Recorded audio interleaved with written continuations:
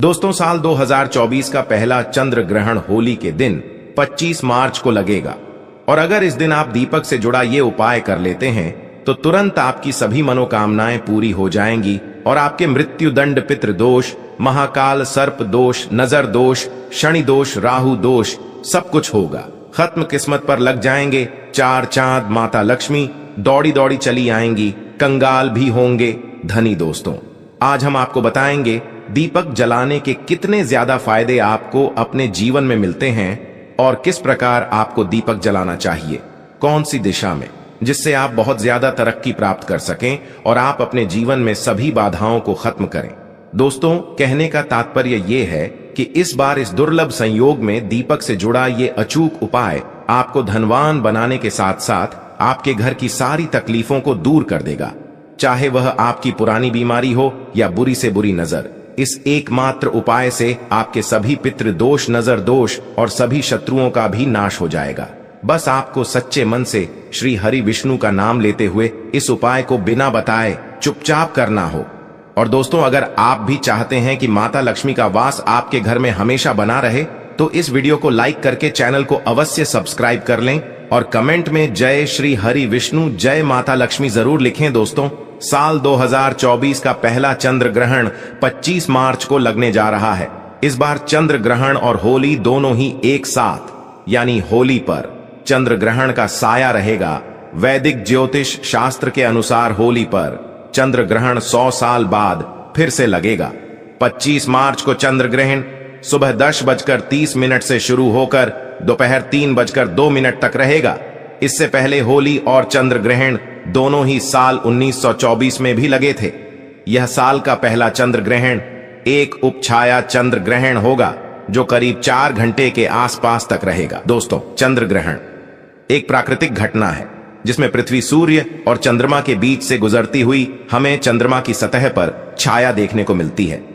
आपको यह भी बता दें कि यह घटना केवल पूर्णिमा के दौरान ही घटित हो सकती है।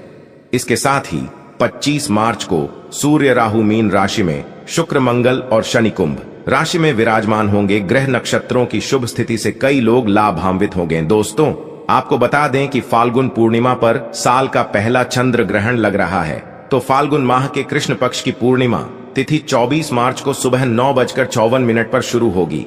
इस तिथि की समाप्ति 25 मार्च को दोपहर 12:29 पर होगी। ऐसे में फाल्गुन पूर्णिमा का व्रत 24 मार्च को रखें, क्योंकि पूर्णिमा का व्रत पूर्णिमा तिथि में चंद्रोदय वाले दिन रखते हैं, जबकि फाल्गुन पूर्णिमा का स्नान और दान 25 मार्च को होगा। पूर्णिमा के दिन पवित्र नदी में स्नान दान और लक्ष्मी नारायण की पूजा का विशेष महत्व है, लेकिन फाल्गुन पूर्णिमा पर चंद्र ग्रहण का साया रहेगा। चंद्र ग्रहण को अशुभ काल माना जाता है। इस दौरान पूजा पाठ, तीर्थ स्थान नहीं किए जाते। ऐसे में फाल्गुन पूर्णिमा पर स्नान दान करना श्रेष्ठ होगा। आइए दोस्तों, अब आपको बताते हैं दीपक से जुड़े उपाय के। दोस्तों, सबसे पहली बात तो ये आपको ध्यान रखनी चाहिए कि आपके घर में, मंदिर में रोजाना ही आपको दीपक जलाना चाहिए। कभी भी ऐसा नहीं होना चाहिए कि आपने दीपक ना जलाया हो, क्योंकि घर के मंदिर में रोजाना दीपक जलाना बहुत ही जरूरी होता है। इसी से आपके घर में सभी नेगेटिव एनर्जी बाहर निकल जाती है। अगर आप कोई भी दीपक नहीं जलाते हैं तो घर के मंदिर में या फिर अपने घर में शाम के समय, तो इससे आपके घर का वातावरण बहुत ज्यादा नेगेटिव तो होता ही है और आपके घर की परेशानियां भी बहुत ज्यादा बढ़ने लगती हैं। घर का जो मुखिया होता है उसे बहुत ज्यादा ही मेहनत करनी पड़ती है। इसकी वजह से परेशानी, डिप्रेशन और टेंशन में घर का मुखिया पड़ जाता है। शाम का समय हिंदू धर्म में बहुत ज्यादा महत्वपूर्ण माना जाता है और जो लोग शाम के समय कभी भी घी का दीपक या फिर तेल का दीपक अपने घर में नहीं जलाते हैं तो उनके घर में हमेशा ही मुसीबत बनी रहती है। यानी कि एक मुसीबत से निकलते हैं तो दूसरी मुसीबत में उससे पहले ही फंस जाते हैं और हमेशा ही धन की समस्याएं, परेशानियां बढ़ती रहती। उनके जो बच्चे होते हैं वो भी आपके खिलाफ होने लगते, उनका कहना बिल्कुल भी नहीं मानती हैं। इसी तरह से घर का पूरा माहौल ही दुखपूर्ण होने लगता है। काफी लोग इन चीजों को मानते भी हैं, लेकिन जानते हुए भी उपाय नहीं कर पाते और भूल जाते हैं। उन्हें इन चीजों से होने वाले नुकसान के बारे में पता नहीं होता है। इसलिए रोजाना आपको एक घी का दीपक या फिर तेल का दीपक जलाना बहुत ही जरूरी होता है। अगर आप नहीं जला सकते हैं तो कोई और व्यक्ति भी आपके घर में दीपक जला सकता है। लेकिन रोजाना दीपक जलाना बहुत जरूरी होता है। इसी से आपकी सभी नेगेटिव एनर्जी आपके घर से हमेशा बाहर रहती है। दोस्तों, शाम का समय ऐसा होता है जिस समय नकारात्मक ऊर्जा बहुत ही ज्यादा प्रबल होती है और आपके घर में प्रवेश कर जाती है। ऐसे में अगर आप घर में या फिर घर के मंदिर में दीपक नहीं जलाते हैं तो नेगेटिव एनर्जी आपको बहुत ज्यादा परेशान करती है। आपके सभी काम बिगड़ने लगते हैं। जिस समय सूरज डूब जाता है उसी समय में नेगेटिव एनर्जी बहुत ही ज्यादा प्रबल हो जाती है। उसी समय आपको मुंह हाथ पैर धोकर दीपक जलाना चाहिए। अगर आप खुद नहीं कर सकते हैं तो कोई और व्यक्ति भी आपके लिए ऐसा कर सकता है। दोस्तों, अब जिस घर में बहुत सारे लोग बीमार रहते हैं या फिर बीमारी कभी भी ठीक नहीं हो पाती है, तो यह भी एक संकेत होता है कि आपके घर में बहुत ही ज्यादा नकारात्मक ऊर्जा है, जो परेशानियों को, बीमारियों को, मुसीबतों को बहुत ही ज्यादा बढ़ा रही हैं। इन सभी चीजों को खत्म करने के लिए आपको अपने घर में जब सूरज ढल जाता है तो उस समय घी का दीपक या फिर सरसों के तेल का या फिर तिल के तेल का दीपक भी पूर्व दिशा में आप जला सकते। लेकिन रोजाना इन चीजों को करना बहुत ही जरूरी है, तभी आपको इसके लाभ मिल बात। अगर आपके घर में धन से जुड़ी समस्याएं, नौकरी व्यवसाय से जुड़ी कोई भी समस्याएं हैं, अगर ऐसी समस्या बहुत ही ज्यादा होती है तो आपको अपने घर के उत्तर दिशा में रोजाना ही घी का दीपक जलाना चाहिए।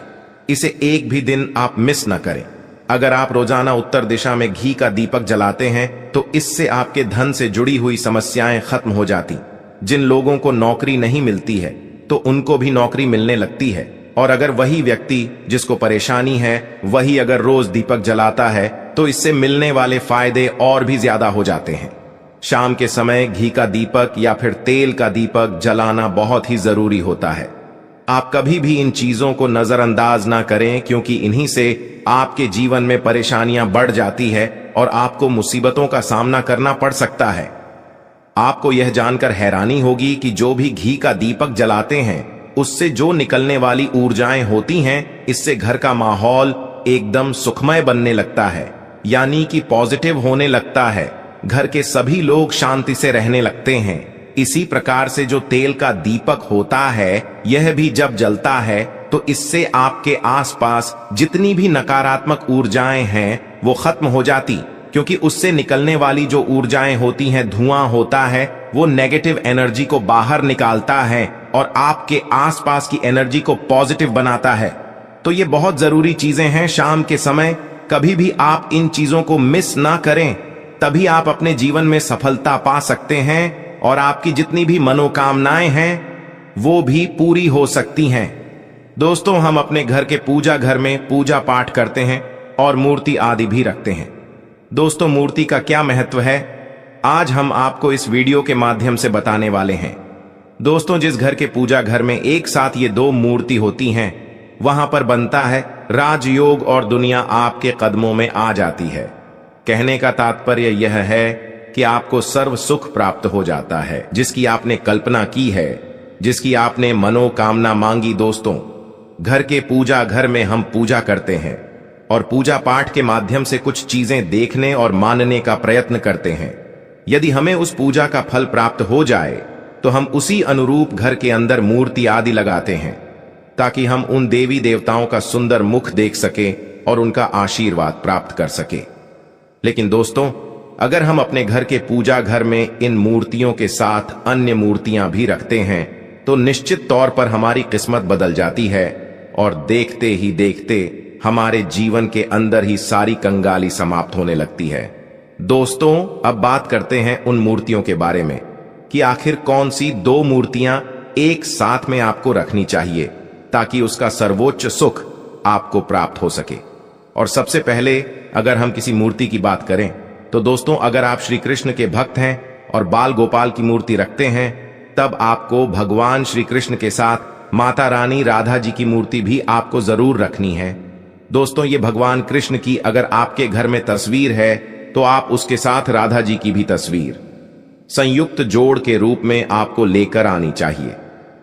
दोस्तों, यह प्रेम और एकता की एक ऐसी अनोखी मिसाल है कि जिस घर में इन दोनों की तस्वीर होती है तो समझ लीजिए उस घर के अंदर किसी भी प्रकार का ग्रह क्लेश नहीं हो, दोस्तों, पति पत्नी और परिवार जनों के बीच परस्पर प्रेम रहता है और घर में धन धान्य में अपने आप ही वृद्धि होती है, इसलिए यह जरूरी माना गया है।